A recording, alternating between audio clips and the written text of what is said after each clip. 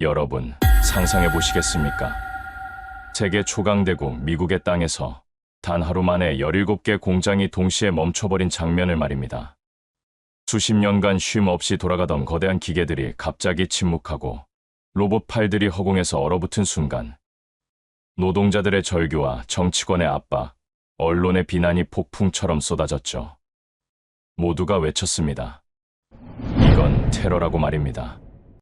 그러나 그 모든 경랑의 한복판에서 단 하나의 나라만이 감히 상식을 거스르는 선택을 내렸습니다. 오직 돈보다 사람을, 이익보다 정의를 먼저 생각하는 나라. 그 나라는 바로 대한민국입니다. 과연 한국은 무엇을 위해 세상의 비난을 감수하며 모든 것을 걸었던 걸까요? 지금부터 그 놀라운 현장 속으로 들어가 보시죠. 미국에서 날아온 충격적인 이야기. 바로 시작합니다. 그리고 지금 어디에서 시청하고 계신지 댓글로 남겨주세요. 여러분의 이야기도 듣고 싶습니다.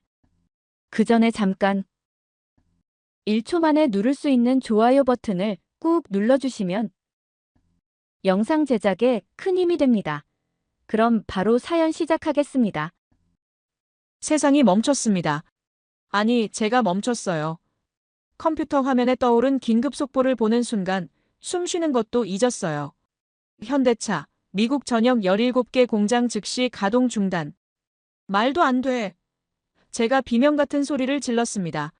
주가가 미친 듯이 추락하고 있었는데 매 초마다 수백만 달러가 증발하고 있었어요. 사무실이 아수라장이 됐습니다. 전화벨이 미친 듯이 울리고 동료들이 패닉 상태에 빠졌죠. 그 순간 저는 깨달았어요. 이건 단순한 위기가 아니었습니다. 경제 테러였어요. 저는 라파엘 하워드입니다. 워싱턴에서 태어나 오랫동안 미 국방부 정책자문위원으로 일해왔어요. 국가적 위기라는 걸 수없이 봤는데, 하지만 이런 자살적 광기는 처음이었습니다. 현재 저는 국제안보경제전략 컨설턴트로 활동하며 한국현대차 미국 법인의 외부자문위원을 맡고 있어요.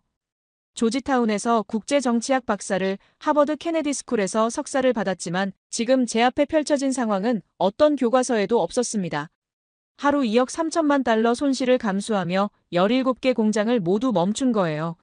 340개 협력업체가 연쇄 마비됐고 1만 2천 명이 길거리로 나왔죠.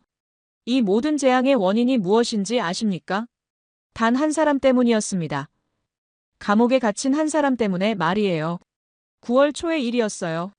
FBI가 한 명의 엔지니어를 체포했습니다. 카를로스 베가, 멕시코 출신의 핵심 인재였죠. 혐의는 산업 스파이였는데 증거라곤 USB 하나와 이메일 몇 개가 전부였어요. 말이 안 되는 체포였어요. 제가 첫 보고서에 적었던 문장입니다. 카를로스를 오랫동안 지켜본 제 눈에 그는 절대 그럴 사람이 아니었어요. 그런데 현대차 본사의 반응이 충격적이었습니다. 우리는 동료를 버리지 않는다. 한국 최고 경영진의 직접 지시였는데 모든 공장 가동을 즉시 중단하라는 명령이었죠. 미국식 사고로는 미친 결정이었습니다. 한 사람을 위해 수만 명을 희생시킨다고요? 오후 2시 엘라베마 몽고메리 공장부터 시작됐어요. 사이렌이 울렸고 생산 라인이 하나씩 멈춰섰습니다. 조지아 웨스트포인트, 텍사스 브라이언, 인디애나 몽고메리까지 17개 공장이 도미노처럼 연쇄 중단됐죠. 이런 일은 전쟁 때나 일어나는 거야. 생산 부장 톰 윌슨이 외쳤습니다. 1만 2천 명의 직원들이 기계 앞에서 멍하니 서 있었어요. 수십 년간 돌아가던 기계들이 완전히 조용해진 거죠. 거대한 로봇팔들이 허공에서 멈춰있는 모습은 마치 시간이 정지한 것 같았어요. 협력업체들이 연쇄 마비됐습니다. 부품 공급사 340곳이 줄줄이 멈춰섰는데 자동차 시트, 타이어, 배터리, 전자부품까지. 우리도 문 닫아야겠어. 협력업체 사장들의 한숨소리가 들렸죠. 지역 경제 손실은 하루 5억 달러에 달했습니다. 미국 남부 지역 전체가 충격에 빠졌어요. 언론이 들끓었습니다. CNN에서는 한국 기업의 오만한 도전이라고 보도했는데 폭스뉴스는 더 자극적이었어요. 미국을 무시하는 현대차라는 타이틀을 걸었죠. 이건 경제 테러다. 앵커가 분노에 찬 목소리로 외쳤습니다. 유명 매체에서는 한국 기업의 전례 없는 도전이라며 24시간 특집을 편성했어요. 정치인들도 가만히 있지 않았습니다. 엘라베마 주지사 케이 아이비가 성명을 발표했어요. 현대차는 미국 노동자들의 생계를 볼모로 잡고 있다. 상원 의원들이 줄줄이 비판 성명을 쏟아냈는데 심지어 트럼프 전 대통령도 소셜미디어에 글을 올렸죠. 미국에 투자한 한국 기업이 이렇게 행동해도 되는가? 그 와중에 카를로스는 뉴욕 메트로폴리탄 구치소에 갇혀 있었습니다. 면회도 제한적이었고 변호사 접견마저 감시받았어요. 그는 혼자였어요. 담당 변호사 마이클 로즈가 말했습니다. 증거는 엉성하고 동기는 불분명하며 증인도 없었어요. 하지만 현대차는 굽히지 않았습니다. 본사에서 또 다른 성명이 나왔는데 카를로스 베가는 우리 가족입니다. 가족을 버릴 수 없어요. 박준혁 미국 법인 사장의 말이었죠. 법정에서 무죄가 입증될 때까지 우리는 기다리겠습니다. 저는 혼란스러웠어요. 오랫동안 위기 관리를 해왔지만 이런 비합리적 결정은 본 적이 없었습니다. 경제적 논리로는 말이 안 됐어요. 한 사람을 위해 모든 것을 걸다니 미쳤어. 완전히 미쳤어. 제가 중얼거렸던 말입니다. 그런데 이상한 감정이 생겼어요. 카를로스를 오랫동안 지켜본 저로서는 그가 스파이라는 게 믿기지 않았습니다. MIT 출신의 엔지니어, 가족을 사랑하는 아버지, 동료들에게 신뢰받는 인재였죠. 정말 그가 배신자일까요? 의문이 고개를 들었습니다. 첫째 날 손실이 집계됐어요. 현대차 직접 손실 2억 3천만 달러, 협력업체 포함 총 5억 달러였습니다. 주가는 15% 급락했고 글로벌 시장에서도 타격을 입었죠. 이런 식으로 계속되면 파산이에요. 재무팀이 보고했습니다. 월스트리트 애널리스트들은 현대차 목표 주가를 일제히 하향 조정했어요. 둘째 날, 노조가 움직였습니다. 우리는 카를로스를 지지하지만 생계는 별개야. UAW 노조 위원장 레이 커리가 기자회견을 열었어요. 1만 2천 명 직원들의 불안이 커졌는데 언제까지 이런 식으로 버틸 거야? 직원들의 원성이 터져나왔습니다. 셋째 날, 워싱턴이 개입했어요. 상무부 장관 지나 라이몬도가 현대차에 경고 메시지를 보냈습니다. 미국에서 사업하려면 미국 법을 존중해야 한다. 압박이 본격적으로 시작된 거죠. 저는 그날 밤 잠을 이룰 수 없었어요. 한편으로는 현대차의 결정이 미친 짓 같았고 다른 한편으로는 숭고해 보였습니다. 돈보다 사람을 택한 선택이었으니까요. 아내 수잔이 물었어요. 만약 그게 당신이라면 어떨 것 같아? 그 질문에 저는 답할 수 없었습니다. 그러던 중 한 통의 전화가 걸려왔어요. 라파엘, 카를로스 사건에 뭔가 이상한 점들이 있어. FBI 내부 소식통이었습니다. 증거들이 너무 완벽해. 마치 누가 일부러 심어놓은 것 같아. 그 순간 저는 깨달았습니다. 이건 단순한 스파이 사건이 아닐지도 모른다는 걸. 혹시 카를로스가 누명을 쓴 거라면? 혹시 현대차의 고집이 정당한 거라면? 넷째 날 아침, 저는 결심했어요. 진실을 파헤쳐보기로 한 거죠. 미국인인 제가 한국 기업의 편을 들게 될 줄은 꿈에도 몰랐지만 말이에요. 하지만 정의는 국적을 가리지 않습니다. 카를로스의 진실을 찾기로 결심한 다음 날, 저는 그의 인사 파일을 요청했습니다. 정말 필요한 겁니까? HR 담당자 제니퍼가 주저하며 물었어요. 지금 상황에서는 모든 정보가 중요해요. 제가 단호하게 말했습니다. 두꺼운 파일이 제 책상 위에 놓였는데 펼치는 순간 저는 놀랄 수밖에 없었어요. 카를로스 베가의 이력은 화려했습니다. MIT에서 기계공학 석사를 받았고 맥킨지에서 글로벌 컨설턴트로 일했었죠. 현대차에 입사한 지는 3년째였는데 그 짧은 기간 동안 이룬 성과가 믿기 어려울 정도였어요. 이 사람이 정말 스파이라고요? 제가 혼자 중얼거렸습니다. 첫 번째 성과부터 충격적이었어요. 생산 원가를 15% 절감했습니다. 연간 절약 금액만 4억 2천만 달러였죠. 기존 생산 라인을 완전히 재설계해서 효율성을 극대화한 거예요. 천재적인 아이디어였어. 당시 생산팀장이었던 마크 존슨이 회고했습니다. 두 번째 성과는 더 놀라웠어요.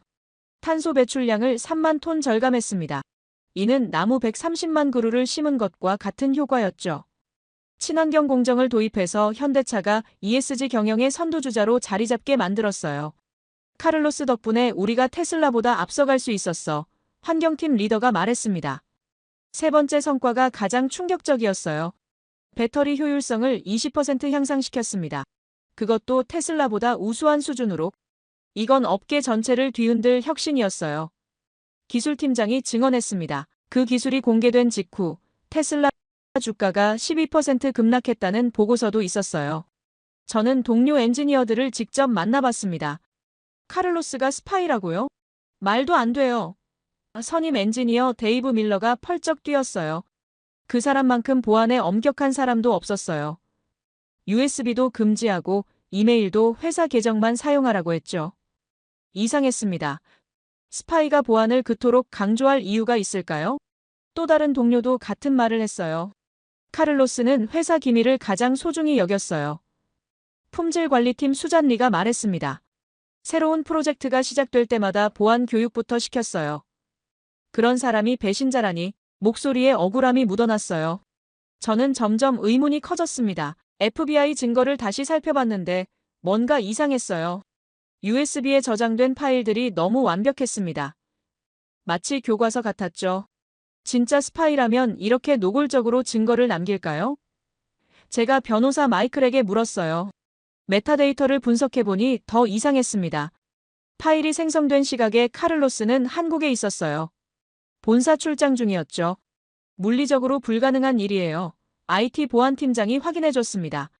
그 시간에 그는 서울에 있었고 회사 보안 시스템에도 기록이 남아있어요. 그때 또 다른 단서를 발견했습니다. 카를로스가 체포되기 일주일 전 회사에 새로운 엔지니어가 입사했어요. 데이비드 체이라는 이름의 아시아계 미국인이었는데 이력이 흥미로웠습니다. 테슬라에서 5년간 일했다가 현대차로 이직한 거예요. 왜 테슬라를 떠났을까요? 제가 HR에 물었습니다. 개인적인 이유라고 했어요. 더 나은 기회를 찾아서 제니퍼가 답했어요. 하지만 뭔가 석연치 않았습니다. 테슬라에서 현대차로 이직하는 게 더 나은 기회일까요? 저는 데이비드의 접근 기록을 확인해봤어요. 카를로스 체포 전날 밤, 그가 카를로스 컴퓨터 근처에서 야근을 했다는 기록이 있었습니다. 이상하네요. 신입이 왜 그렇게 늦게까지 일했을까요? 보안팀에 문의했어요. 특별한 프로젝트가 있었나요? 아니요. 그냥 적응 기간이라고 했어요. 그날 밤 저는 한국 본사에 화상회의를 요청했습니다. 박준혁 사장과 김태현 기술이사가 화면에 나타났어요. 라파엘, 어떤 진전이 있나요? 박 사장이 물었습니다. 카를로스는 무죄일 가능성이 높습니다. 제가 단도직입적으로 말했어요. 김 이사의 얼굴이 밝아졌습니다. 우리도 그렇게 생각해요. 카를로스는 우리 회사 최고의 인재 중 한 명이었어요. 그럼 왜 이런 일이 일어났을까요? 제가 물었어요. 누군가 그를 제거하려 했을 가능성이 있어요. 박 사장이 조심스럽게 말했습니다. 제거요? 카를로스의 기술 혁신이 경쟁사들에게 치명적이었어요. 특히 테슬라에게는. 김 이사가 자료를 화면에 띄웠습니다. 배터리 기술 비교표였는데 현대차가 모든 면에서 테슬라를 압도하고 있었어요. 이 기술이 공개된 직후 테슬라 주가가 폭락했어요. 박 사장이 설명했습니다. 일론 머스크도 트위터에서 우려를 표명했죠. 한국 기술이 우리를 위협하고 있다고. 저는 소름이 돋았어요. 이것이 음모라면 얼마나 치밀한 계획인지. 그래서 본사에서는 끝까지 카를로스를 지키기로 한 거군요. 맞습니다. 우리는 동료를 버리지 않아요. 특히 무고한 동료를. 박 사장의 목소리에 확신이 담겼어요. 화상회의가 끝난 후 저는 깊은 생각에 빠졌습니다. 처음에는 현대차의 결정이 비합리적이라고 생각했는데 이제는 달랐어요. 이것은 감정적인 판단이 아니라 정의로운 선택일 수 있었습니다. 한 사람의 인생을 지키기 위한 숭고한 결단 말이에요. 그날 밤 아내 수잔과 대화를 나눴어요. 카를로스가 정말 무고하다면? 수잔이 물었습니다. 현대차의 선택이 옳은 거겠죠. 제가 답했어요. 그런데 증명할 수 있을까요? 해봐야죠. 정의를 위해서. 다음 날 저는 FBI 소식통에게 연락했습니다. 더 자세한 증거 분석이 필요해요. 제가 요청했어요. 특히 메타데이터와 원격 접속 기록을 확인해 주세요. 알겠어요. 며칠 시간을 줘요. 그가 답했습니다. 저는 처음으로 한국 본사의 결정을 이해할 수 있었어요. 돈보다 사람을, 이익보다 정의를 택한 선택. 미국식 사고로는 이해하기 어렵지만 인간적으로는 아름다운 결정이었습니다. 혹시 우리가 배워야 할 가치관이 아닐까요? 제가 혼자 중얼거렸어요. 카를로스의 무죄를 입증할 수 있다면 현대차의 결단은 역사에 남을 정의로운 선택이 될 것이었습니다. 저는 미국인이지만 그 순간 한국적 가치에 감동받고 있었어요. 일주일이 지나자 상황이 급변했습니다. FBI 내부 소식통으로부터 결정적인 정보가 들어왔어요. 라파엘, 큰 발견이 있어. 전화 너머 목소리가 흥분되어 있었습니다. USB 메타데이터를 정밀 분석했는데 파일 생성 시점에 카를로스는 물리적으로 한국에 있었어. 저는 심장이 뛰는 걸 느꼈어요. 확실한 겁니까? 제가 다시 확인했습니다. 100% 확실해. 서울 본사 출장 기록과 완벽하게 일치해. 드디어 결정적 증거가 나온 거였습니다.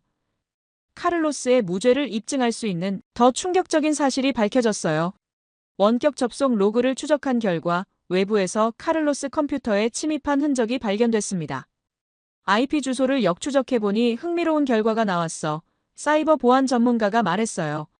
테슬라 본사 근처 카페에서 접속한 기록이에요. 그때 데이비드 체이의 행적도 의심스러워졌습니다. 그가 카를로스 컴퓨터에 접근한 날짜와 파일 조작 시간이 정확히 일치했어요. 이건 우연의 일치가 아니에요. IT 보안팀이 확신에 찬 목소리로 말했습니다. 명백한 내부 사보타주입니다. 한국에서도 움직임이 있었어요. 한국 정부가 공식 성명을 발표했습니다. 우리 기업과 국민의 명예가 걸린 문제입니다. 끝까지 진실을 밝히겠어요. 외교부 대변인의 단호한 발언이 전 세계로 타전됐죠. 한국 언론들도 들끓었어요. 주요 일간지들이 모두 일면 톱으로 이 사건을 다뤘습니다. 한국 기업의 정의로운 투쟁이라는 헤드라인들이 눈에 띄었어요. 방송사들도 특집 프로그램을 편성했습니다. 동료를 지키는 한국의 가치라는 주제로 국제 전문가들의 반응도 바뀌기 시작했어요. 하버드 경영대학원의 로버트 킴 교수가 CNN에 출연했습니다. 현대차의 선택은 윤리 경영의 새로운 패러다임입니다. 만약 카를로스가 무죄라면 이는 기업 역사상 가장 숭고한 결정이 될 것이에요. 옥스퍼드 대학 국제관계학과의 박민수 교수도 BBC 인터뷰에서 말했어요. 한국식 공동체 정신이 글로벌 비즈니스의 새로운 표준을 제시하고 있습니다. 서구의 개인주의적 자본주의와는 다른 대안 모델이죠. 월스트리트 저널조차 논조가 바뀌었습니다. 서구 비즈니스 논리에 도전하는 한국 기업 가치라는 제목의 기사에서 현대차의 결정이 비합리적으로 보였지만 장기적으로는 브랜드 가치 향상에 기여할 수 있다고 분석했어요. 저는 그날 워싱턴의 한 세미나에 참석했습니다.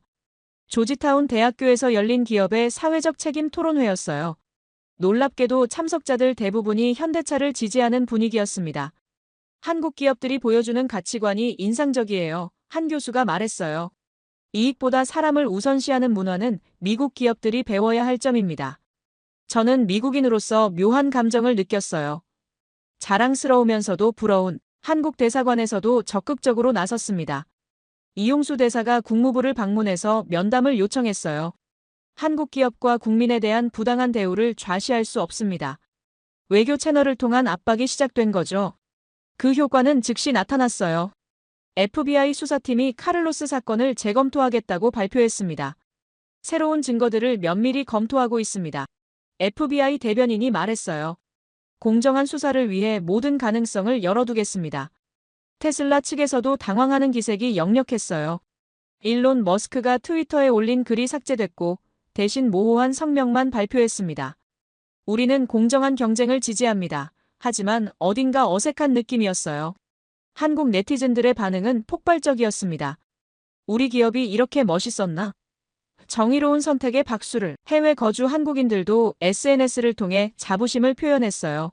한국 사람인 게 자랑스럽다는 댓글들이 쏟아졌죠.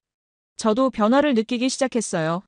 처음엔 현대차의 결정이 미친 짓이라고 생각했는데 이제는 존경심이 들었습니다. 정의를 위해서라면 손해도 감수할 수 있다는 가치관, 미국 기업들도 배워야 할 철학이 아닐까요? 그날 밤 아내와 대화했어요. 한국 사람들은 정말 대단한 것 같아 수잔이 말했습니다.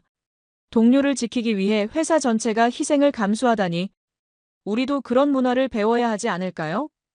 제가 답했어요. 다음 날, 더 결정적인 증거가 발견됐습니다. 데이비드 체이의 개인 컴퓨터에서 테슬라 관계자와 주고받은 이메일이 나온 거예요.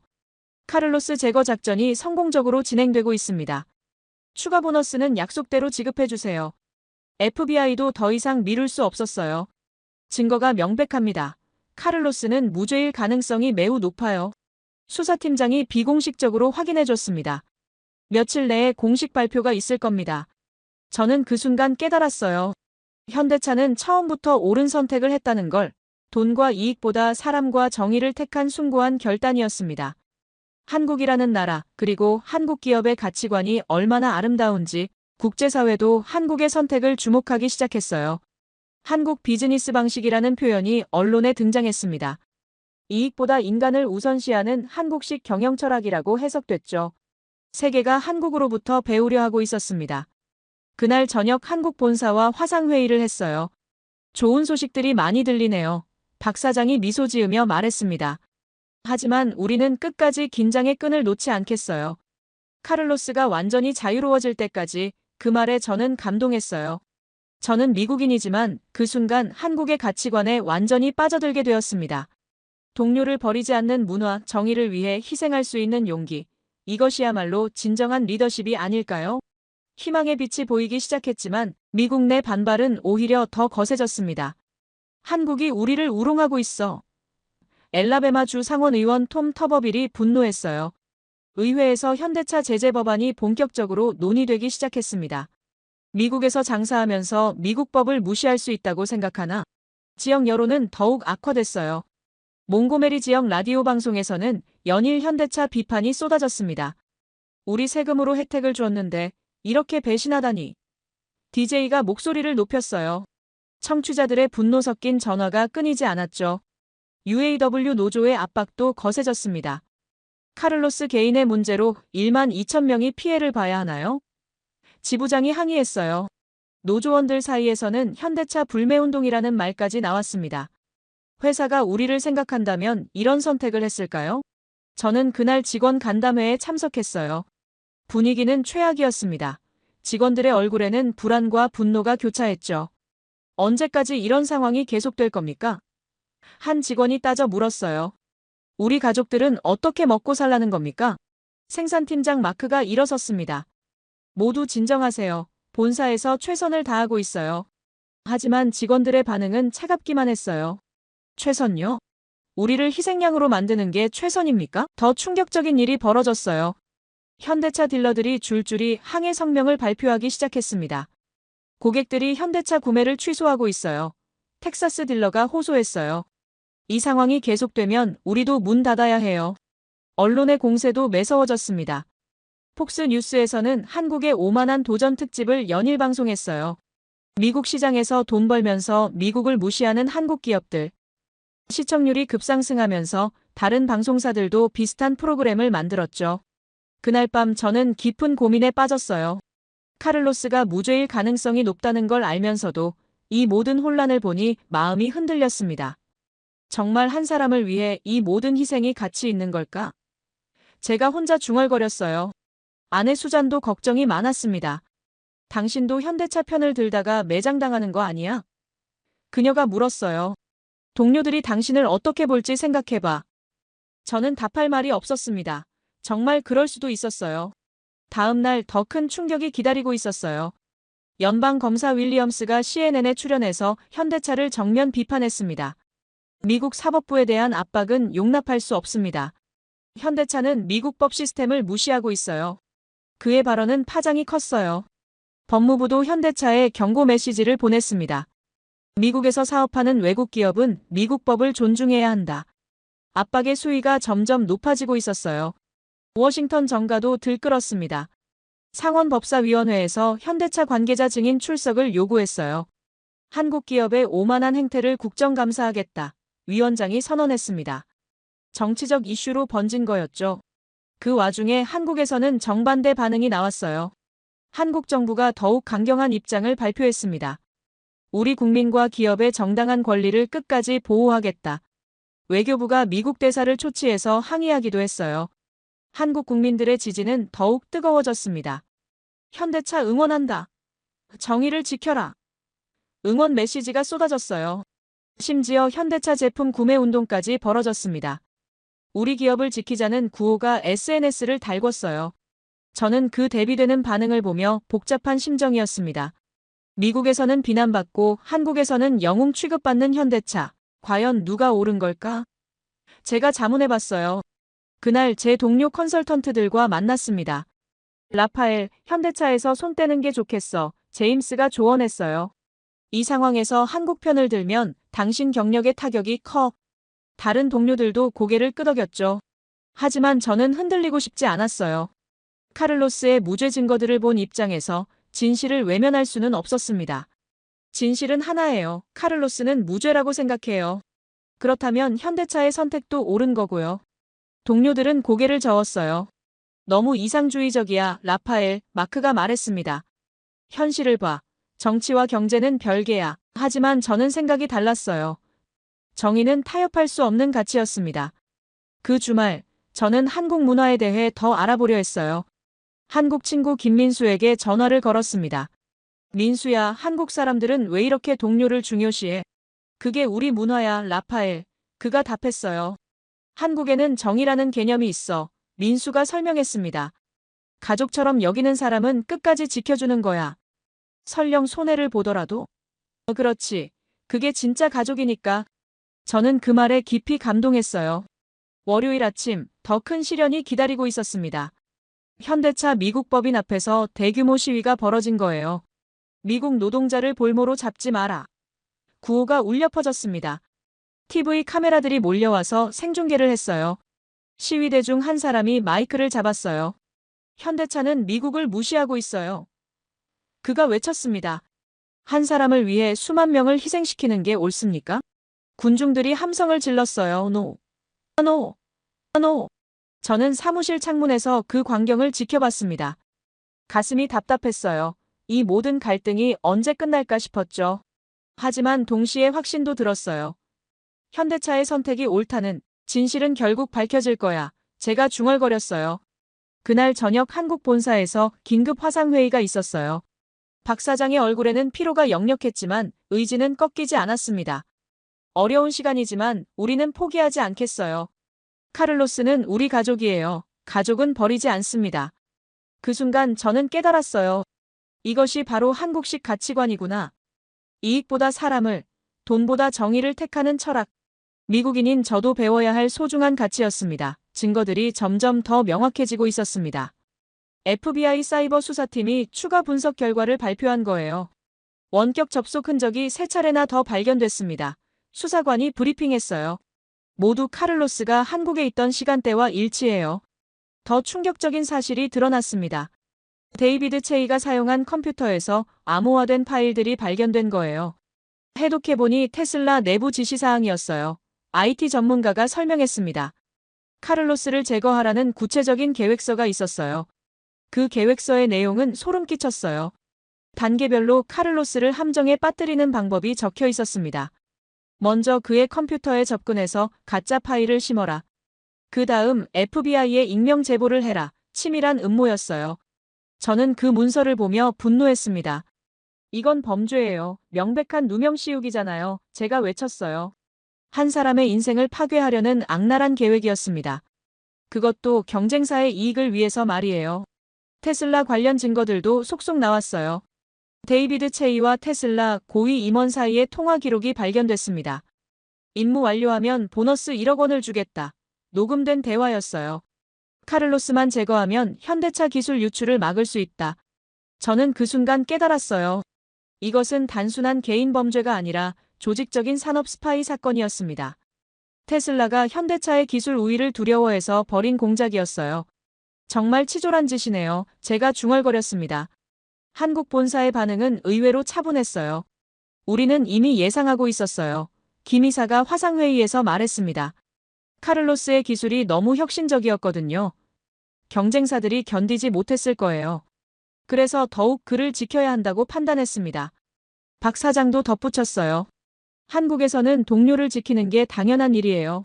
비록 손해를 보더라도 옳은 일이라면 끝까지 해야죠. 그 말에 저는 깊이 감동했습니다. 미국 동료들의 반응은 여전히 회의적이었어요. 증거가 나와도 소용없어. 제임스가 한숨을 쉬었습니다. 정치적으로 이미 너무 커진 사건이야.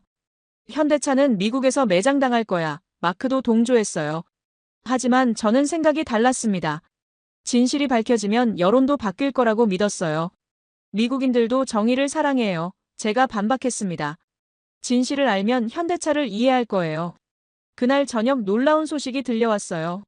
하버드 경영대학원에서 현대차 사례를 연구하겠다고 발표한 거였습니다. 한국 기업의 윤리 경영이 새로운 패러다임을 제시하고 있다. 학장이 말했어요. 이를 교육과정에 포함시킬 계획입니다.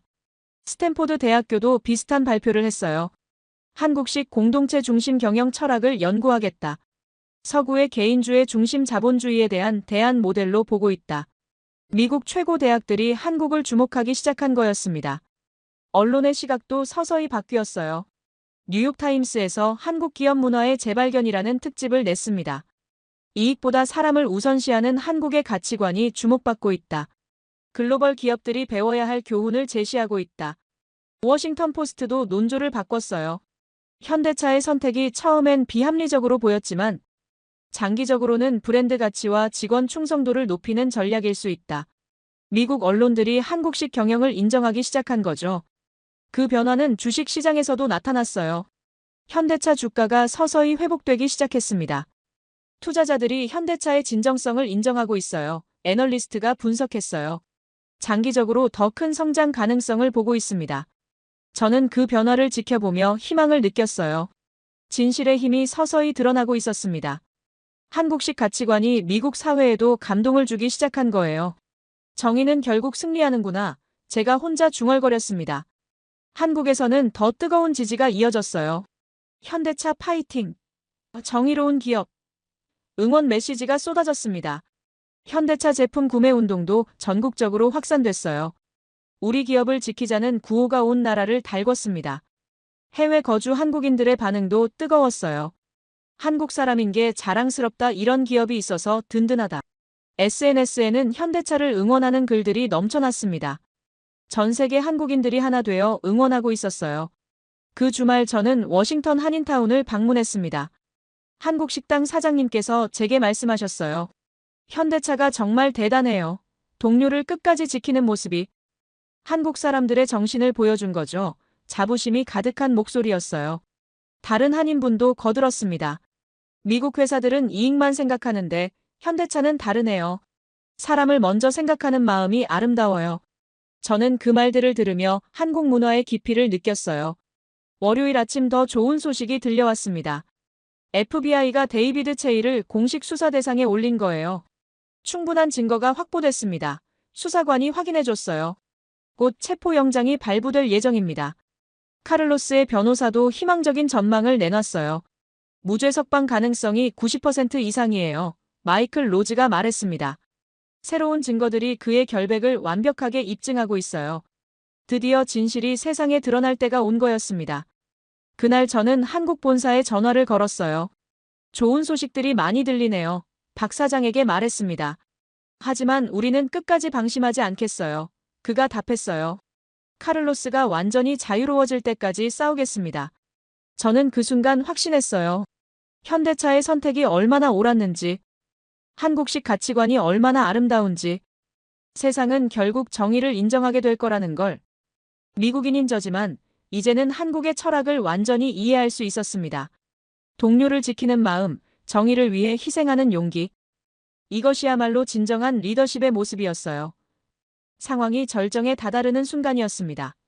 CNN에서 폭탄 인터뷰가 방송됐어요. 연방검사 윌리엄스가 나온 거였습니다. 현대차의 행동은 미국 사법 시스템에 대한 정면 도전이에요. 그가 단호하게 말했습니다. 이런 오만한 태도를 더 이상 용납할 수 없어요. 검사의 다음 발언은 더욱 충격적이었어요. 현대차가 계속 이런 식으로 나온다면 미국 내 사업 허가를 재검토할 수밖에 없습니다. 스튜디오가 순간 조용해졌죠. 앵커조차 할 말을 잃었어요. 이는 사실상 현대차에 대한 최후 통첩이었습니다. 폭스 뉴스는 더욱 자극적으로 나왔어요. 한국 기업들이 미국을 우롱하고 있다 특집 방송을 편성했습니다. 앵커 션 해니티가 분노에 찬 목소리로 외쳤어요. 미국에서 돈 벌면서 미국 법을 무시한다고요? 시청자들의 반응은 폭발적이었습니다. 한국 기업 추방하자. 미국을 우롱하지 마라. 댓글들이 쏟아졌어요. 전화 라인에는 분노한 시청자들의 항의가 끊이지 않았습니다. 현대차 불매운동을 벌여야 해. 목소리들이 거세졌어요. 워싱턴에서는 더 큰 움직임이 있었습니다. 상원 외교위원회가 긴급회의를 소집한 거예요. 현대차 제재 법안을 검토하겠다. 위원장이 발표했습니다. 미국에서 사업하는 외국 기업의 오만함을 막아야 해요. 하원에서도 비슷한 움직임이 일었어요. 한국 기업들의 특혜를 재검토하자 법안이 발의됐습니다. 세금 감면, 토지 제공, 각종 인센티브를 취소하겠다는 내용이었어요. 정치적 압박이 최고조에 달한 거였습니다. 지역 노조들도 연합해서 움직였어요. 엘라베마, 조지아, 텍사스 노조가 공동 성명을 발표했습니다. 현대차는 미국 노동자들을 볼모로 잡고 있다. 우리의 생계를 위협하는 행동을 중단하라. 그날 오후 현대차 본사 앞에는 역대 최대 규모의 시위가 벌어졌어요. 5,000명이 넘는 시위대가 몰려들었습니다. 미국을 우롱하지 마라. 노동자를 지켜라. 구호가 울려 퍼졌어요. 헬기까지 동원된 생중계 방송이 전국으로 퍼졌죠. 시위대 중 한 노동자가 마이크를 잡았습니다. 저는 현대차에서 15년간 일했어요. 그가 떨리는 목소리로 말했어요. 하지만 이제는 회사를 믿을 수 없어요. 우리를 희생양으로 만들었으니까. 군중들이 큰 박수를 쳤습니다. 또 다른 직원이 나섰어요. 제 아이들은 어떻게 먹여 살리라는 겁니까? 그가 절규했습니다. 한 사람을 위해 1만 2천 명을 버린 회사를 어떻게 믿어요? 시위대의 분노가 하늘을 찔렀어요. 언론들의 보도도 더욱 가혹해졌습니다. 현대차 미국 시장에서 퇴출 위기 헤드라인이 신문 일면을 장식했어요. 한국 기업의 오만함이 부른 자업자득 사설들이 쏟아졌죠. 여론조사에서는 현대차에 대한 부정적 인식이 80%를 넘었습니다. 저는 그날 밤 잠을 이룰 수 없었어요. 모든 것이 무너지는 것 같았습니다. 현대차의 선택이 옳다고 믿었지만 현실은 너무나 가혹했어요. 정치와 여론의 벽은 높기만 했죠. 정말 이대로 끝나는 건가? 제가 중얼거렸습니다. 아내 수잔도 걱정이 많았어요. 당신도 현대차와 거리를 두는 게 좋겠어. 그녀가 조심스럽게 말했습니다. 이 상황에서 한국 편을 들면 당신 경력도 위험해져. 하지만 저는 포기할 수 없었어요. 진실을 알고 있었으니까요. 다음 날 더 큰 충격이 기다리고 있었습니다. 월스트리트에서 현대차 주가가 30% 폭락한 거예요. 투자자들이 대거 이탈하고 있어요. 애널리스트가 보고했습니다. 현대차 미국 사업이 위험하다고 판단하는 거죠. 딜러들의 반발도 극에 달했어요. 전국 현대차 딜러 연합회가 본사에 항해 서한을 보냈습니다. 고객들이 계약을 취소하고 있어요. 회장이 호소했어요. 이대로 가면 우리 모두 망해요. 그 와중에 더 나쁜 소식이 들려왔어요. 다른 한국 기업들까지 타격을 받기 시작한 거였습니다. 삼성, LG 제품에 대한 불매 움직임이 일어났어요. 한국 기업 전체가 미국을 무시한다 인식이 퍼진 거죠. 저는 그 상황을 보며 절망했습니다. 현대차 하나의 문제가 한국 전체의 이미지를 훼손하고 있었어요. 이렇게 될 줄 알았다면 후회의 생각이 들었습니다. 하지만 동시에 화도 났어요. 진실은 묻히고 감정만 앞서는 상황에 한국 본사에서는 비상경영진 회의가 열렸어요. 미국 사업 철수도 검토해야 하지 않을까요? 한 임원이 제안했습니다. 손실이 너무 커지고 있어요. 또 다른 임원도 동조했어요. 하지만 박 사장은 흔들리지 않았습니다. 우리는 끝까지 카를로스를 지키겠어요. 그가 단호하게 말했어요. 설령 미국에서 쫓겨나더라도 옳은 일은 끝까지 해야 해요. 이것이 현대차의 가치관이에요. 동료를 버리지 않는 것. 그 말에 회의실이 조용해졌어요. 저는 그 소식을 들으며 감동했습니다. 이 모든 압박과 위기 속에서도 신념을 굽히지 않는 모습. 한국 기업의 가치관이 얼마나 숭고한지 다시 한번 느꼈어요. 이것이야말로 진정한 리더십이구나, 제가 생각했습니다. 하지만 현실은 더욱 가혹했어요. 그날 저녁 또 다른 충격적인 뉴스가 터졌습니다. 트럼프 전 대통령이 집회에서 현대차를 직접 언급한 거예요. 한국 기업들이 미국을 우롱하고 있어. 이런 걸 용납할 수 없다. 집회장이 들끓었어요. 현대차 OUT. 한국 기업 퇴출. 구호가 터져나왔습니다. 이제 현대차 문제가 정치적 쟁점이 된 거였어요. 선거에서 활용될 수 있는 이슈가 되어버린 거죠. 그 순간 저는 깨달았어요. 이것은 더 이상 카를로스 개인의 문제가 아니라는 걸. 미국과 한국 사이의 문화적, 가치관적 충돌이 된 거였습니다. 개인주의와 공동체주의의 대결이었어요. 저는 그날 밤 깊은 회의에 빠졌어요. 정말 현대차의 선택이 옳은 걸까요? 이 모든 희생이 가치 있는 걸까요? 한 사람을 위해 수만 명이 피해를 봐야 하는 걸까요? 머릿속이 복잡했습니다. 하지만 마음 한편으로는 확신도 있었어요.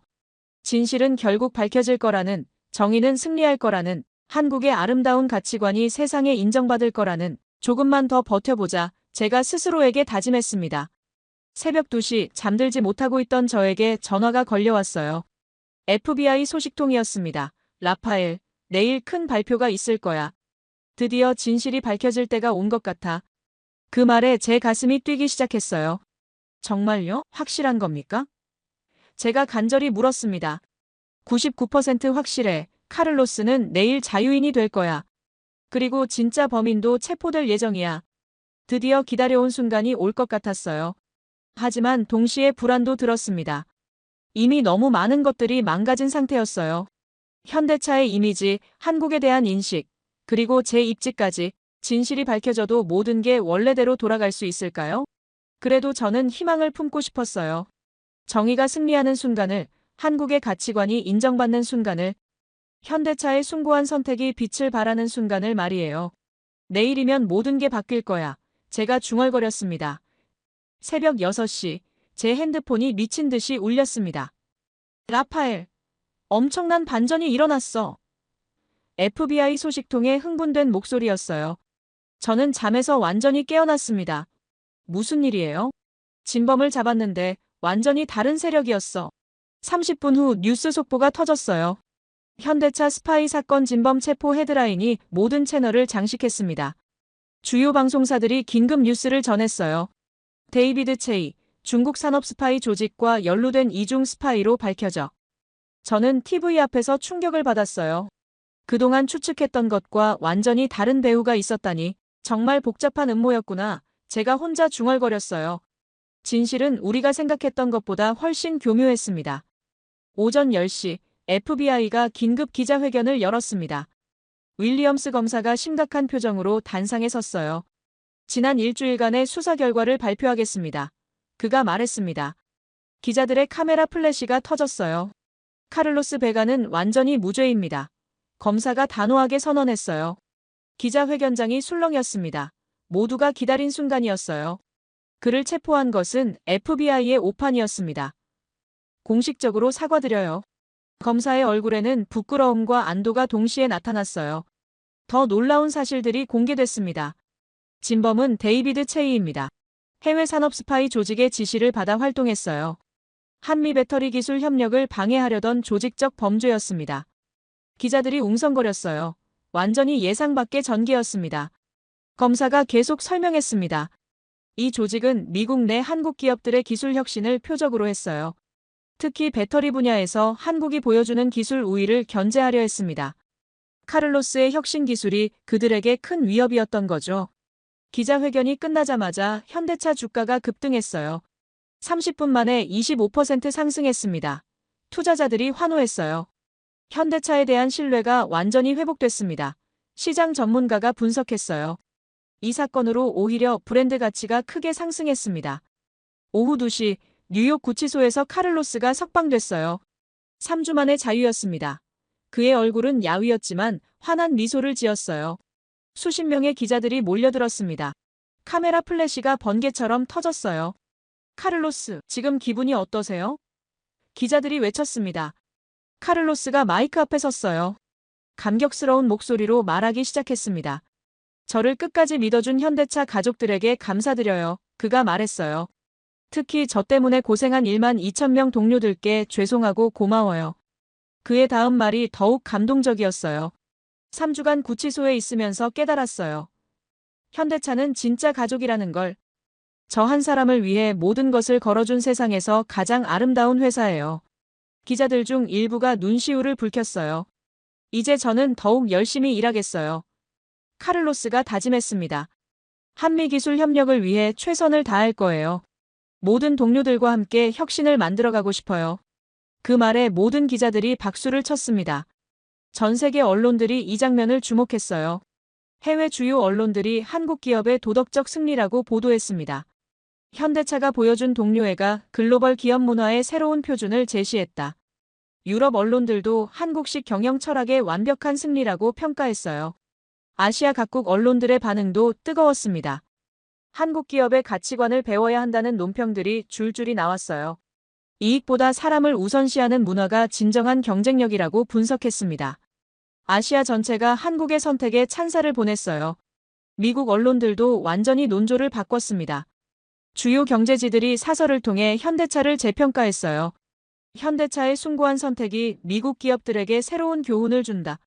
단기적 손실을 감수하고 장기적 신뢰를 얻은 전략적 대승리. 그날 저녁 현대차 본사에서는 전 직원 축하 행사가 열렸습니다.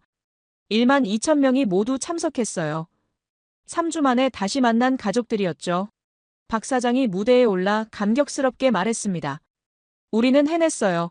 동료를 끝까지 지켜냈습니다. 직원들의 박수가 5분간 계속됐어요. 눈물을 흘리는 사람들이 곳곳에 보였습니다. 감동의 눈물이었어요. 우리가 진짜 가족이라는 걸 세상에 증명했어요. 한 직원이 외쳤습니다. 현대차에서 일하는 게 이렇게 자랑스럽다니. 또 다른 직원도 소리쳤어요. 카를로스가 마지막에 무대에 올랐어요. 여러분 덕분에 저는 새로운 인생을 시작할 수 있어요. 그가 벅찬 목소리로 말했습니다. 이제 저는 진정한 현대차 가족의 일원입니다. 평생 이 은혜를 가슴에 새기고 살겠어요. 그의 목소리가 떨렸어요. 주요 방송사들이 기업 역사상 가장 아름다운 순간이라고 평가했어요. 현대차가 보여준 인간적 가치가 자본주의의 새로운 길을 제시했다. 돈보다 사람을 택한 선택이 결국 더 큰 성공을 가져왔다. 명문 대학들에서도 관심을 보이기 시작했습니다. 여러 경영대학원에서 현대차 사례 연구를 검토하겠다고 발표했어요. 한국식 경영 철학이 새로운 패러다임을 제시하고 있다. 21세기 기업 윤리의 새로운 교과서가 될 수 있다. 한국 정부도 자랑스러운 축하 성명을 냈어요. 우리 기업이 보여준 가치관을 온 국민이 자랑스럽게 생각한다. 한국의 아름다운 정신이 세계에 올바르게 전파된 계기가 됐다. 이것이야말로 진정한 문화적 영향력이다. 산업 스파이 조직은 완전히 와해됐습니다. 국제 공조 수사가 진행되면서 배후 인물들이 줄줄이 드러났어요. 한미 기술 협력을 방해하려던 음모가 완전히 실패했습니다. 당국이 발표했어요. 오히려 이 사건으로 양국 협력의 중요성이 더욱 부각됐습니다. 그날 밤 저는 깊은 감동에 잠겨 있었어요. 처음에는 현대차가 무모한 선택을 했다고 생각했는데 결국 그들이 가장 현명하고 아름다운 결정을 한 거였습니다. 정의와 동료애가 승리한 역사적 순간이었어요. 아내 수잔도 완전히 마음이 바뀌었어요. 한국 사람들이 정말 대단해. 그녀가 감탄했습니다. 우리도 배워야 할 가치관이야.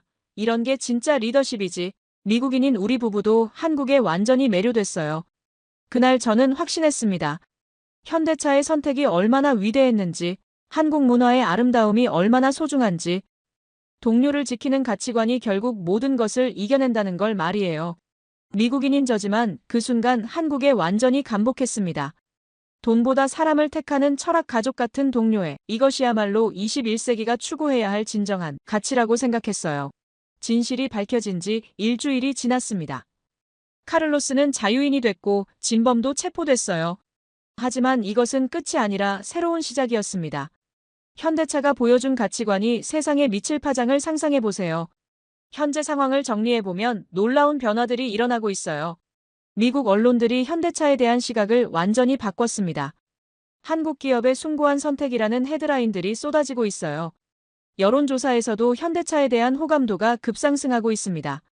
가장 감동적인 변화는 직원들에게서 나타났어요. 미국인 직원들이 회사를 보는 눈이 완전히 달라진 거였습니다. 이제야 알겠어요. 우리는 단순한 동료가 아니라 가족이었어. 생산팀장 톰이 말했어요. 이런 회사에서 일할 수 있다는 게 자랑스러워요. 지역사회의 반응도 180도 바뀌었습니다. 앞서 현대차를 비판했던 정치인들이 사과 성명을 내고 있어요. 우리가 성급한 판단을 했습니다. 엘라베마 주지사가 인정했어요. 현대차야말로 우리가 원하던 진정한 기업 파트너였습니다. 노조의 태도 변화도 놀라워요. UAW 지부장이 공식 사과했습니다. 처음엔 이해하지 못했지만 이제는 존경합니다. 동료를 끝까지 지켜주는 회사, 이런 곳에서 일하고 싶어요. 전문가들은 앞으로의 전망을 밝게 보고 있어요. 현대차 브랜드 가치가 크게 상승할 것으로 예상됩니다. 시장 애널리스트가 분석했어요. 소비자들이 단순한 제품이 아니라 가치관을 구매하려 할 거예요. 이런 기업의 차를 타고 싶어하는 고객들이 늘어날 겁니다. 딜러들도 벌써부터 변화를 느끼고 있어요. 문의 전화가 급증하고 있습니다. 텍사스 딜러가 보고했어요. 현대차의 진정성에 감동받았다는 고객들이 많아요. 앞으로 매출이 크게 늘어날 것 같습니다. 해외에서도 주목하고 있어요. 유럽 언론들이 현대차를 21세기 기업의 롤모델이라고 평가했습니다. 한국식 경영 철학이 새로운 글로벌 스탠다드가 될 수 있다. 아시아 각국에서도 한국 기업 문화에 대한 관심이 폭발하고 있어요. 학계에서도 움직임이 일고 있습니다. 여러 대학 경영대학원에서 현대차 사례 연구를 시작한다고 발표했어요.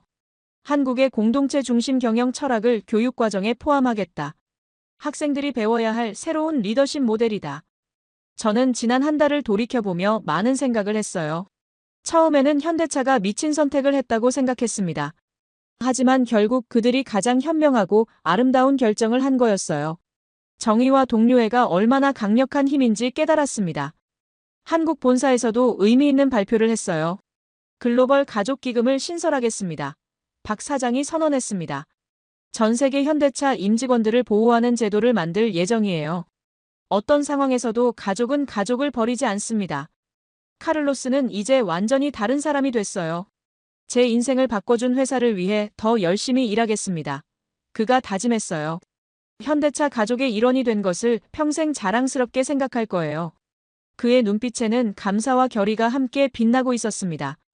저 개인적으로도 큰 변화가 있었어요. 이번 사건을 통해 제 인생관이 완전히 바뀌었습니다. 성공의 기준이 돈이나 지위가 아니라는 걸 배웠어요. 진정한 성공은 사람을 지키고 정의를 실현하는 것이었습니다. 아내 수잔도 한국 문화에 완전히 매료됐어요. 한국 사람들의 가치관이 정말 아름다워. 그녀가 감탄했습니다. 우리도 배워야 할 정신이야. 동료를 가족처럼 여기는 마음. 미국인인 우리 가족도 한국의 철학을 실천하려 노력하고 있어요. 현재 저는 새로운 프로젝트를 준비하고 있습니다. 한미 기업 문화 교류 컨설팅 사업을 시작하려고 해요. 미국 기업들에게 한국식 경영 철학을 소개하고 싶어요. 돈보다 사람을 먼저 생각하는 경영이 가능합니다. 이렇게 말하고 싶습니다. 벌써부터 관심을 보이는 CEO들이 많아요. 현대차처럼 경영할 수 있을까요? 그들이 묻습니다. 저는 확신에 찬 목소리로 답해요. 물론 가능해요. 진정성은 결코 속일 수 없고 결국 더 큰 성공을 가져다 줍니다. 앞으로 몇 달 후면 더 놀라운 결과들이 나타날 거예요. 현대차 매출이 크게 늘어날 것이고 브랜드 가치도 상승할 겁니다. 전 세계 기업들이 한국식 경영을 배우려 할 거예요.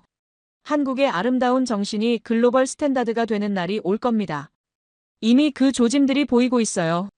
다른 한국 기업들도 주목받기 시작했습니다. 한국 기업들은 뭔가 다르다는 인식이 퍼지고 있어요. 사람을 소중히 여기는 문화가 경쟁력의 원천이라는 평가가 나오고 있습니다. 저는 이 모든 변화를 지켜보며 감격하고 있어요. 한 기업의 용기 있는 선택이 세상을 바꾸고 있습니다. 현대차가 보여준 동료애와 정의감이 새로운 기업 문화를 만들어가고 있어요. 이것이야말로 진정한 한류가 아닐까요? 미국인인 제가 한국 문화에 완전히 매료된 이유를 이해하실 거예요. 개인보다 공동체를, 이익보다 정의를 택하는 가치관, 어려울 때 서로 돕고 동료를 가족처럼 여기는 정신, 이런 아름다운 문화가 21세기에도 살아 숨쉬고 있다는 게 놀라워요. 현재 진행형인 이 변화가 앞으로 어떻게 발전할지 기대됩니다. 현대차는 이미 세계에서 가장 존경받는 기업 중 하나가 되고 있어요. 단순히 차를 파는 회사가 아니라 가치를 전파하는 기업으로 인정받고 있습니다. 한국이라는 나라 자체의 이미지도 크게 향상되고 있어요. 저는 이 이야기를 통해 여러분께 전하고 싶었어요. 진정한 성공은 돈이나 권력에 있지 않다는 걸, 사람을 사랑하고 정의를 지키는 마음에 있다는 걸, 그리고 그런 가치관을 가진 한국이 얼마나 자랑스러운 나라인지를 말이에요. 앞으로도 이런 한국의 정신이 전 세계로 퍼져나가길 바랍니다. 더 많은 기업들이 현대차를 본받아 사람 중심의 경영을 실천하길 바랍니다. 여러분도 일상에서 동료를 진심으로 아끼고 어려운 사람을 도우며 정의로운 일에 용기를 내는 삶을 살아가시길 바랍니다. 제 이야기를 끝까지 들어주셔서 감사합니다. 모두 안녕히 계세요. 오늘의 사연 어떻게 들으셨나요? 돈과 이익이 가장 중요한 시대라고 하지만 때로는 그 모든 것을 내려놓고 사람을 지키는 선택이 더 큰 울림을 주기도 합니다. 처음엔 무모해 보였던 결정이 시간이 지나자 오히려 진정한 가치를 드러내는 순간이 있었죠. 과연 우리라면 같은 상황에서 어떤 선택을 할 수 있었을까요? 정답은 없습니다. 다만 이번 이야기를 통해 삶에서 정말 중요한 것이 무엇인지 한 번쯤 생각해 보게 됩니다. 여러분의 생각을 아래 댓글에 남겨주세요.